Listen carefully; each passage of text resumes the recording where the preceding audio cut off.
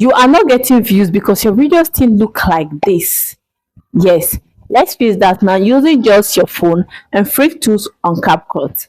Let's dive into. And so you open your CapCut and you import the video you want to use. So you scroll down, you see adjust. When you get to adjust, this is where the magic happens. So you start from the brightness, okay? You pick the numbers that suit well for you, okay? Because my brightness and your brightness is not the same. The same thing go to all the features. And don't forget, this is a free tools, okay?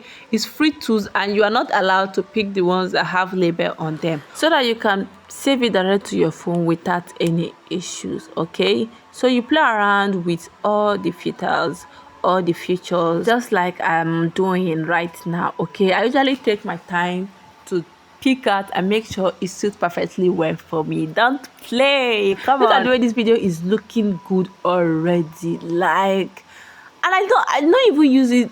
I don't even use iPhone, you know. And believe me, nobody's gonna know. Like, nobody. So go ahead and play with it. Just take your time. You are not in a hurry.